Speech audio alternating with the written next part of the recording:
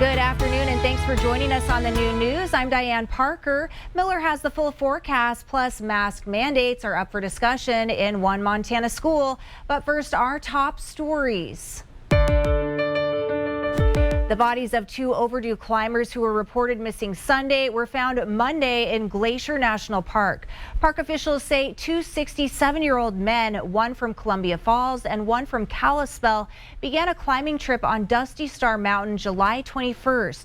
They planned to hike out on the 22nd, but were reported missing on the 24th. That same day, park rangers found their vehicle at the trailhead. An air search began Sunday on the east side of Dusty Star Mountain, and the bodies were located Monday. A recovery plan is underway.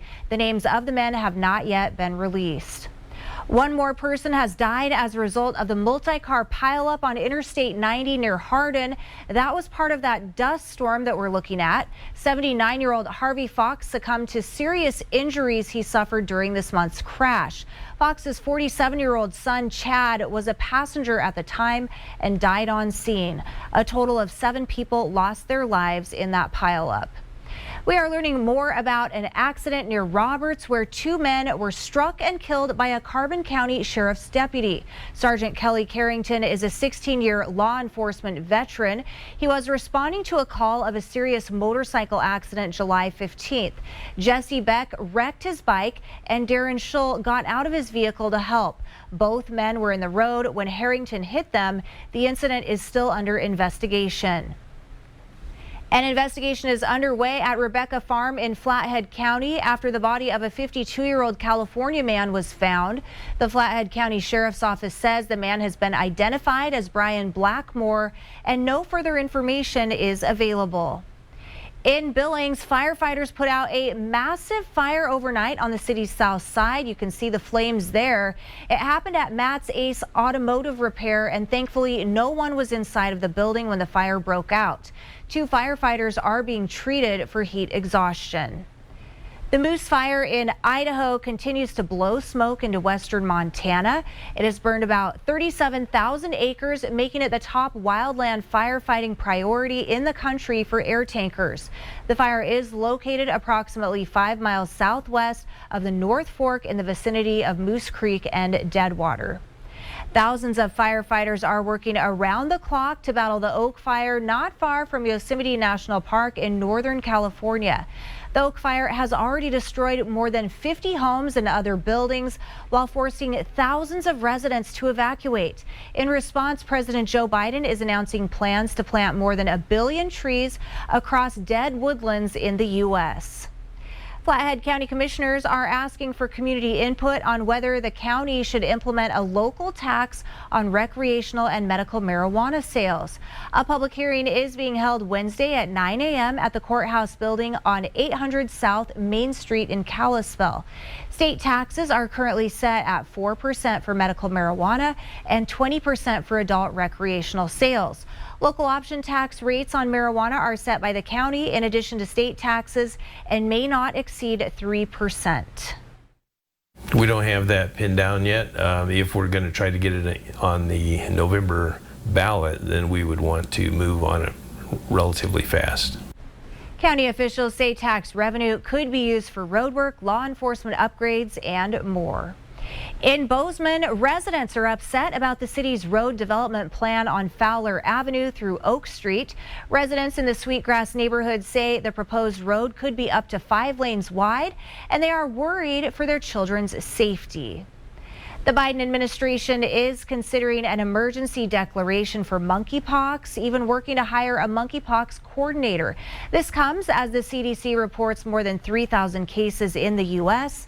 The virus spreads mainly through skin-to-skin contact and can cause a fever and a rash. At least 2 cases in children have been reported in the U.S., a toddler in California and an infant in Washington, D.C. Face coverings in Billings schools will now be regulated by the school board, not the superintendent. Some parents were angry when the power to implement mask mandates during the pandemic was put on the shoulders of the superintendent, who was unelected. The board agreed it should be their responsibility, voting last night to make face masks a board issue. Masks were not required when school ended last fall. And that's a look at some of the headlines from across the state. We're in the wake of a cold front, so for some of us, it's our coolest day of the week, and we're going to be drying out. Drier air mass coming across the area, so most of us not seeing any rain for the rest of the week, although by the end of the week, maybe another little short wave of energy trying to come in. Let's take a look at those projected highs today. Up to 89 for the state capital, Helena. Look at Missoula trying to get up to 94 today. Where's the benefits of the cold front for you? 88 in Kalispell. How about 78, though, in Cut Bank, 83 in Havre, as well as Glasgow.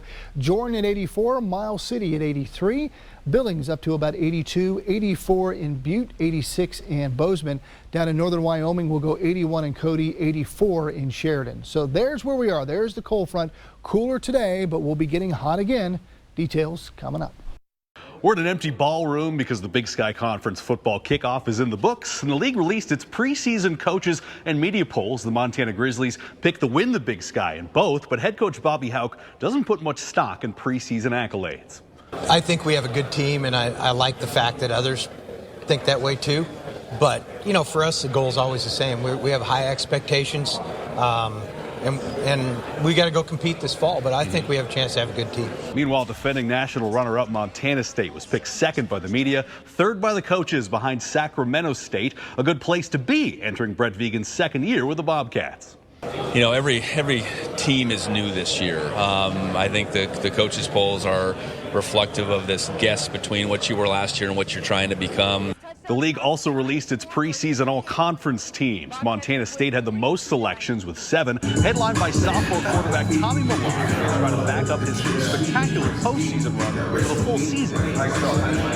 It's been crazy, you know, how I grew up. It was a 4-game stretch there, and so I'm really excited to come back and prove to everyone that, you know, it wasn't just a 4-game playoff thing, that, you know, that I've grown a lot as a quarterback and I have a lot to prove, and I think that, you know, we've had a good summer to try to, you know, instigate that. The Montana Grizzlies had 5 selections, including preseason Defensive Player of the Year Patrick O'Connell, a Buck Buchanan finalist from 2021. Cornerback Justin Ford is also backed after setting a team record with 9 interceptions last year. He thinks this year's unit could be even better than last fall. It's cool to be honored, and definitely appreciation being shown to our program and what we have going on. But yeah, we take it game by game. We got to be in where we're at right now. So we just take it game by game, and hopefully at the end of the season, the bigger picture starts to become clear. For the complete polls and preseason all-conference teams, visit montanasports.com. For the final time in Spokane, Washington, Tom Wiley, MTN Sports.